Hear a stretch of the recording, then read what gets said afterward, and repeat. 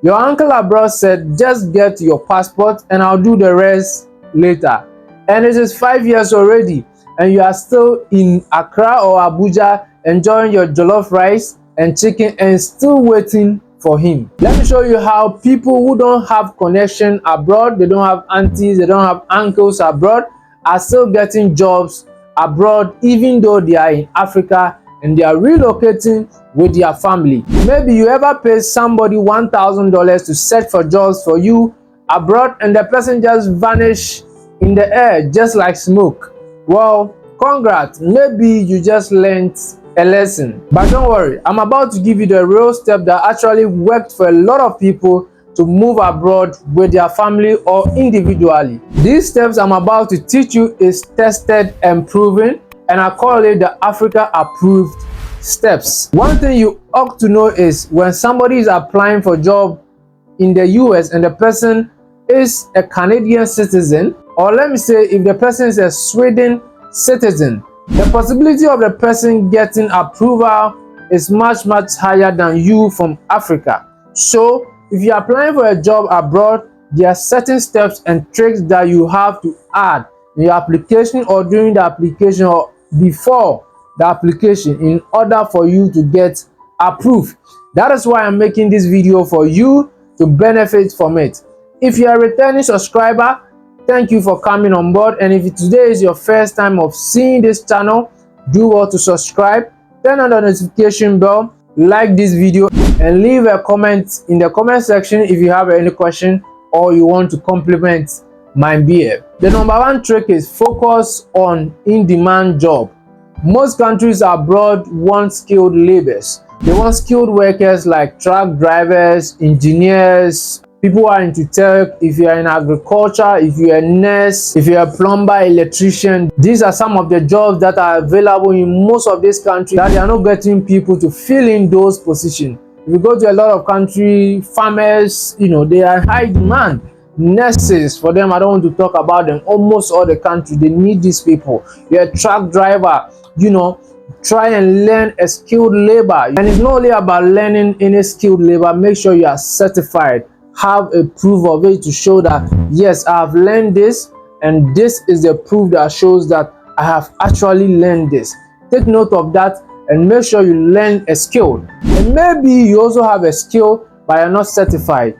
Do well to get certification to back it up. One trick is sometimes during interviews, make video. For instance, you're a welder, when you're welding something, you're a truck driver, while you are driving, make video of yourself and show it to your boss that listen, this is me, I'm driving, this is me, I'm doing the welding, this is proof that I can actually do the work. I'm saying this because I have never used that trick, but I know somebody that actually used that trick and he got employment, and that person was a truck driver.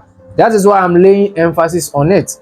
Maybe it is not all employers that might, but if I think during an interview and you tell your employer, I want to share my screen with you, I want to show you when I was welding, I'm a cook, I want to show you when I was cooking, I'm an electrician, I'm a that. If you have proof of it, cool. And remember, it's not all type of job that you can actually show some of these things, so kindly take note of that. Number two is get an international certification. And if I say that, it doesn't mean that you should fly to Canada and go in school or fly to Luxembourg to go in school there. Nah. With that said, that means you need to show a language proficiency like IELTS. It's very necessary. If you're a nurse, you are moving to Canada, you are moving to the UK, all of these places, there are exams that you are supposed to take. Don't just apply for applying sake. Maybe as for you, you are into tech, you have to take courses like a Cisco course or a AWS course. These are very important. And having said it, doesn't mean that you have to be there. You can do it in your country. You can do it, you can apply online. If you cannot learn online, you can join physical classes. I know a lot of organizations in Ghana and Nigeria that do physical classes. Some do through Zoom. They will teach you and guide you how to, pass the exams. If you don't know anything about it, do your research on that and have some of these certification, especially to the nurse. If you don't have these things, I can bet you they will not really mind you. Every country has what they will need, or the requirement they need from you apart from your school certification. If you go to places like Ireland, they might need KQI. All these things are very, very important. Take note of that. I also made a video about how to move to Ireland, and Ireland is actually paying you $4,710 for you to relocate, not alone but with your family. I left the link in the description. You can check it up and follow the step to also put in your application. You can also tap on it right there and go and watch. The next point is structure your CV for each country. Remember, every country has their CV format. If you go to the UK and Canada, when you are applying for a job, your CV, they want you to show your skills. They are not there to listen to your age and blah blah blah. You are not supposed to be adding your pictures. Canada CV format, don't go and add your pictures, your date of birth, your hobby, those things. They don't care about that. Show them your skills. If you are applying to other countries like Germany, fine. For them, they will allow you to add your photo, your age, and some of those things. So you can use one CV format to apply to all the jobs you are looking for, and every job and what or the requirement they are looking for you. Each job you are applying, you need to rewrite your CV again, generate it very nicely, and submit your application. Do research on that in respect of every country you are applying for work there. My next point is write country specific cover letter format. It explains itself. Every country and their cover letter format. Don't go and do some design in it. Don't go to Canva and do some design. No, do it simple. Simplicity is the act. Be simple, be straightforward. If you go to every job you are looking for, they have what they need from you. Look at that and write an excellent cover letter. Don't go and do copy and paste from ChatGPT, else your application might not reach a human being for him or her to review your application. The ATS system will block it. Remember, don't go and do copy and paste from ChatGPT. Our next point is explore government pathways. When you're applying for a job, it's not always that you have to go and be looking for employers, going on official job portals like the job banks, the micro page and the others. Do well to explore the government pathways. So if you go to Canada, they have the express entry. You can take advantage of that. Currently, one of the pathways that is going on in Canada is the rural community immigration pilot, of which I have made about 2 videos of that. You can tap on it up there and go and watch. And remember, I also be leaving it in the description. I spoke about branding and I also spoke about salt marine. It is open. Take advantage of it. If you're a nurse, a doctor, whatever your profession might be, a plumber, a driver, a nurse, a midwife, look sharp and put in your application. If you go to Germany, they have a pathway. Almost all the countries, they have a pathway where they are bringing people into their countries. Make sure you follow these pathways and apply. And the exciting part of some of these pathways is that when you get to the country, they don't want you to leave. So within some few years, 1 or 2, 3 years, they'll give you a permanent residency because they want you to stay in the country. All you need to do is just show your intent that yes, I really want to stay in the country, and you are good to go. My next point is send cold emails to companies. When I say cold emails, I don't mean go and write email and go and put it in the fridge and remove it from the fridge and then send it to the company. That was just by the way. What I'm trying to say is, a lot of companies abroad, they might not come out and say we are looking for that. Do well to send them these cold emails, brief them on your profession, and be professional submitting your emails. And I bet you, send multiple emails to different companies. When it comes to companies, we have a lot of companies abroad. If you're into tech, wherever your respectful profession might be, try and send them these emails. My next point is use school to work pathway. It is very, very important if you are using that one. So with that one, you tell them you are going to school. Currently, as I'm speaking, if you go to a country like New Zealand, it is one of the smartest way to move abroad. You can go and do only 6-month course. After doing the 6-month course, you work, and through that you can get your PR after some years. If I were you, I'll take advantage of that. If you know you have the fees to pay the fee, take advantage of that. Go to school. go and do some vocational courses. If you go to the Finlands, even if you go to places like Germany, if you can learn their language, if you can dedicate yourself for like a year or 6 months and learn their language, vocational school over there is free. And the amazing part of it is that when you are schooling in Germany, they are going to still pay you if you are doing a vocational skill. So if you can learn their language, pass it, and move there, and in respect of the language, I personally know one lady, I respect her a lot. Wherever you are, I'm greeting you. I don't know if you're watching this. She took her time. She used about a year to learn the language because she know where she's coming from. She didn't have the money to go and be paying, connection men. I want to study in Canada and those things. She took her time, learned the language, and she's schooling in Germany for free, and they are paying her on top of that. She's actually doing nursing. Imagine you are going to do nursing in the US. How much are you going to pay? But having said that, maybe for you, you have your money. You can travel to the US and tell them, listen, I'm coming to school. I didn't say go and write in your cover letter that you are going to school in the US and you are planning to actually stay and work. No. You are telling them that you return back and come and contribute to your country's economy. But you and I know that when you get there, you are not coming back to Ghana or Nigeria or whichever country you are coming from again. So if you have the money, if you have the source, or you're educated, do well to use that opportunity to move. Make sure that you check the country immigration laws for international students very, very well. There are certain countries when you travel there to study, it will be very difficult for you to get your permanent residency. And maybe you are also married. Some of these countries, when you get there, you cannot bring your wife along with you and your children. And maybe your agenda is when you move there, you will bring your wife, your children with you for them to have an open work permit. And even for the children, sometimes most of them public schools are free. They can go to school for free. Take note of this. So before you apply to any school, check the country immigration laws before you take any action. My next point is use social media strategy. This strategy, a lot of people don't know about it, but it is working for a lot of people.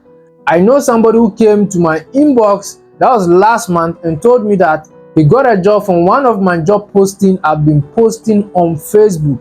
Anyway, if you haven't followed me on Facebook, follow me on Facebook, because I post about anything about traveling, school, jobs, any opportunity at all. And I post every day. If you are not following me on my social media handles, you are mistaken, especially on Facebook, because I'm always active there. I'll be leaving all my social media handles in the description. You can follow me on Facebook, TikTok, and get connected with me all the time. Going back to the young man I'm talking about, he's still in Ghana though, but he's in the process of applying for his work permit. He contacted me to check whether it's legit or it's fake.